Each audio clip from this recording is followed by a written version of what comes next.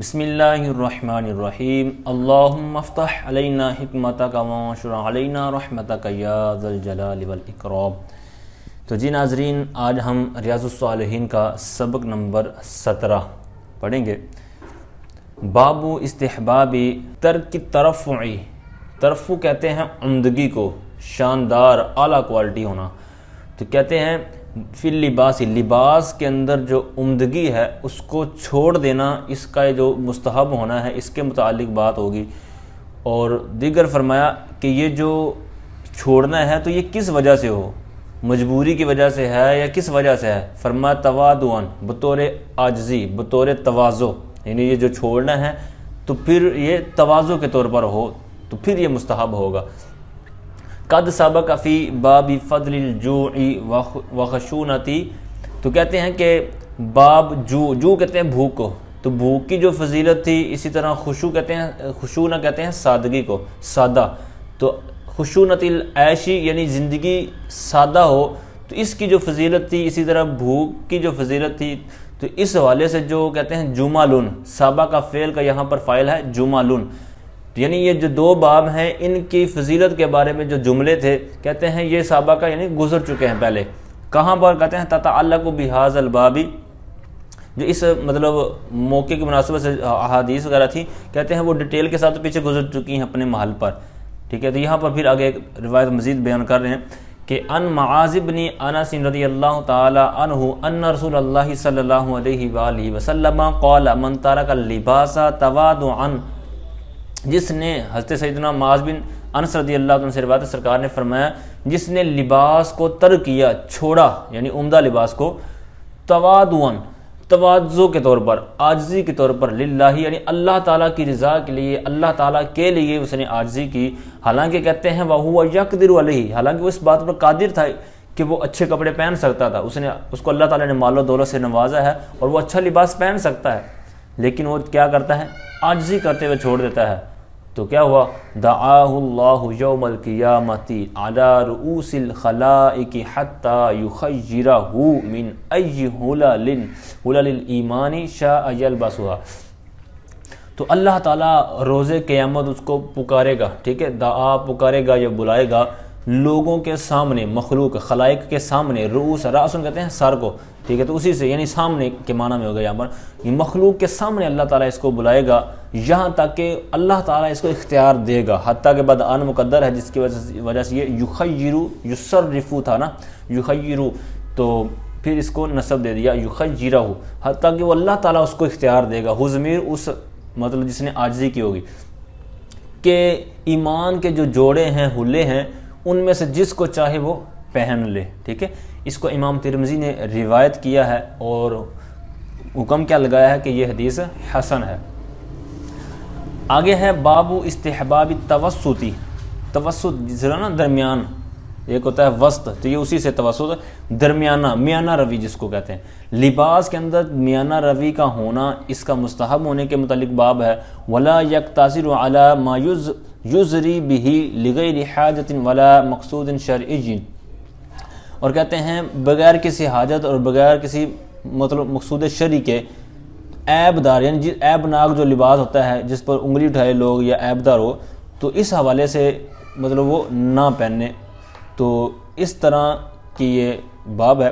تو اس کے اندر بھی ایک روایت ہے عن عمرو بن شعیب عن ابیہ عن جدہ رضی اللہ تعالی عنہ قال قال رسول اللہ صلی اللہ علیہ وآلہ وسلم ان اللہ یحب ان یری اثر نعمتہ علی عبدہ، رواہ ترمذی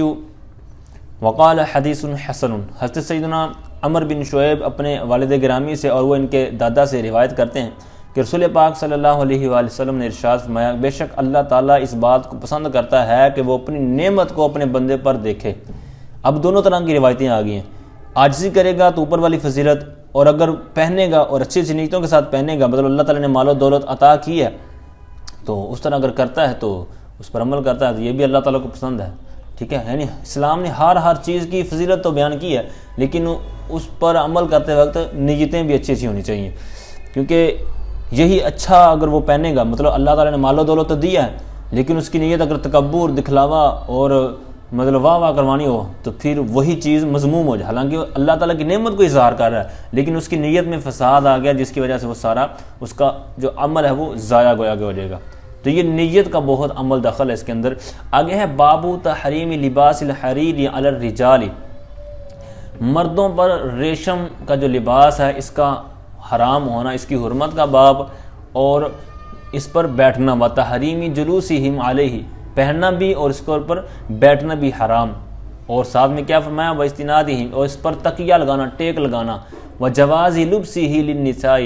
مردوں کے لیے پچھلا حکم ہوا اور عورتوں کے لیے فرمایا کہ یہ جائز ہے، اس کا پہننا عورتوں کے لیے جائز ہے۔ اس کے اندر بھی زبردست احادیث آئیں گی۔ حضرت عمر رضی اللہ تعالیٰ عنہ سے روایت ہے کہ سرکار دو عالم صلی اللہ علیہ وآلہ وسلم نے ارشاد فرمایا لا تلبسوا الحریر، تم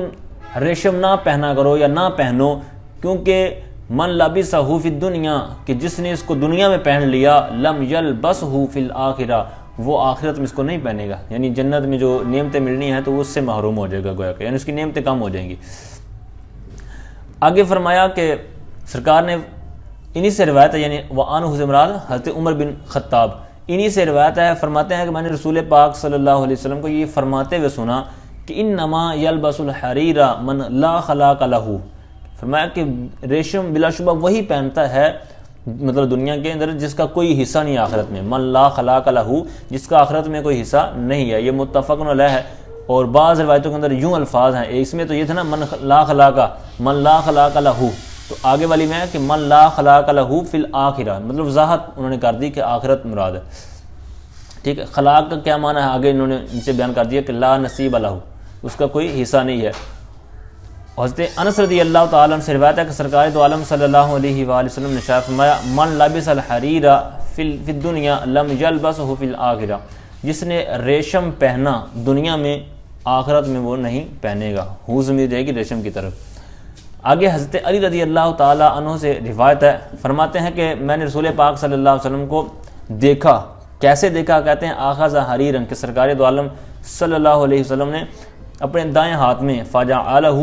فی یمینہ، اپنے دائیں ہاتھ میں ریشم کو تھاما ہوا تھا، وذہبا فجعلہ فی شمالہ، اور سونے کو پکڑا ہوا تھا اپنے لیفٹ ہینڈ میں۔ تو سرکار نے فرمایا ان ہذین حرام، بے شک یہ دو چیزیں جو ہیں یہ حرام ہیں، علی ذکور امتی، میری امت کے جو مرد ہیں یہ دونوں یعنی سونا اور ریشم حرام ہیں، ٹھیک ہے۔ اب یہاں پر غور کریں، جو شادی وغیرہ پر خصوصاً مطلب عام طور پر تو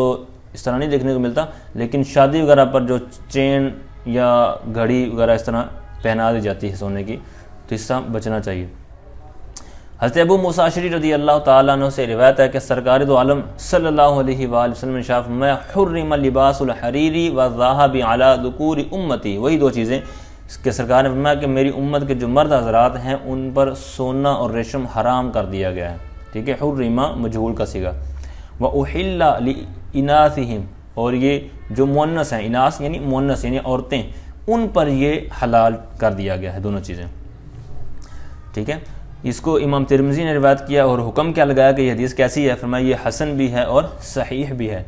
حضرت حذیفہ بن یمان رضی اللہ تعالی عنہ سے روایت ہے، آپ فرماتے ہیں کہ رسول پاک صلی اللہ علیہ وآلہ وسلم نے ہمیں منع فرمایا، کس بات سے منع فرمایا؟ کہتے ہیں ان نشرب فی آنیۃ الذھب والفضۃ، کہ ہم سونے یا چاندی کے برتن میں پینے سے منع فرمایا، اور کھانے سے، وان ناکل فیھا، یعنی کھانے سے بھی منع فرمایا اور پینے سے بھی۔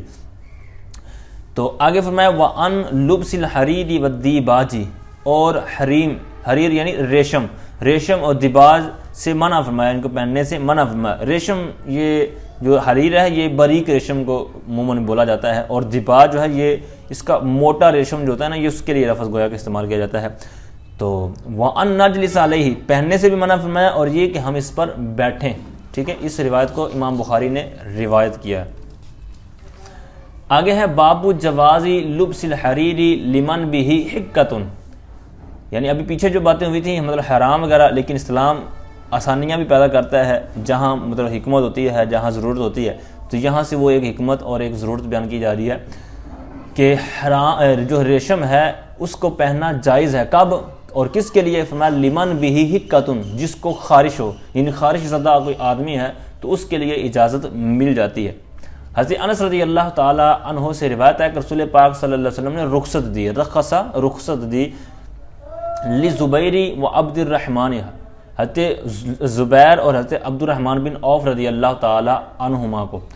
فی لبس الحریری، ریشم کے پہننے کے والے سے اجازت رخصت عطا فرمائی، لحکتن، وجہ کیا تھی؟ فرمایا لحکتن، اس لیے کہ ان کو خارش تھی، اور دوسرا کیا تھا؟ خارش تھی، کانت بہما، یہ انہی کی طرف لوٹے گا، یعنی ان کو خارش تھی، یہ خارش زدہ تھے، ان کا کوئی مسئلہ تھا جسم پر جس کی وجہ سے ان کو اجازت دی گئی۔ یہ بخاری شریف اور مسلم شریف کے اندر روایت موجود ہے۔ باب النہی عن افتراش جلود نموری والرکوب علیہا، نمود کہتے ہیں چیتے کو، نمور جو ہے نا نمر، ان سے نیچے بھی آپ حاشیے میں دیکھ سکتے ہیں، جمع نمرین، یعنی یہ نمر جو ہوتا ہے یہ اس کی جمع ہے نمور۔ تو چیتے کی جو کھال ہے، چمڑا ہے، اس کے اوپر اس کو نیچے بچھانا، ٹھیک، افتراش مطلب اس کو بچھانا، اس کو استعمال کرنا، اس کی مانت۔ تو وجہ کیا ہے؟ مطلب تکبر آ جاتا ہے نا اس کے اندر، جس طرح اب بکری کی کھال وغیرہ پر بیٹھنے سے عاجزی آتی ہے، یہ یہاں پر روایت نہیں ہے، تو یہ کسی موقع پر آئے گی، تو مطلب یہ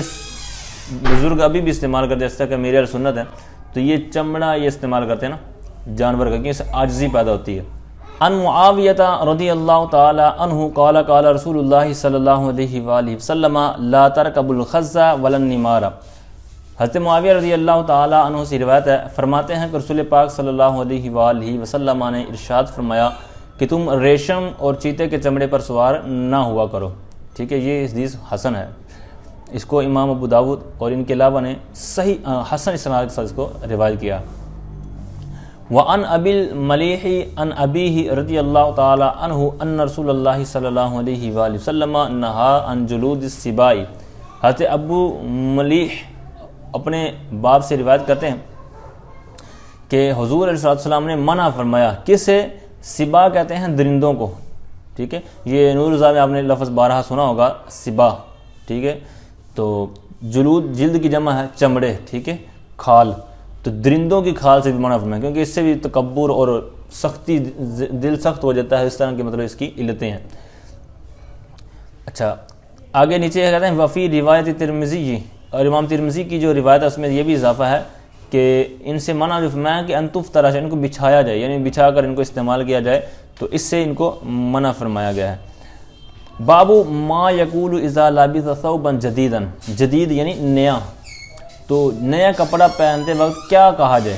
ٹھیک ہے۔ ما یقول کیا کہے، اذا لبس یعنی جب نیا لباس پہنے تو کیا پڑھے، کیا دعا پڑھنی چاہیے۔ تو آئیے آج دعا بھی سیکھتے ہیں اور اس کو یاد بھی کرنا چاہیے کہ جب نیا کپڑا پہنے تو اس کو مطلب دعا کو پڑھیں گے تو انشاءاللہ فضیلت ملے گی۔ ان ابی سعید الخدری رضی اللہ تعالی عنہ قال کان رسول اللہ صلی اللہ علیہ وآلہ وسلم اذا استجد،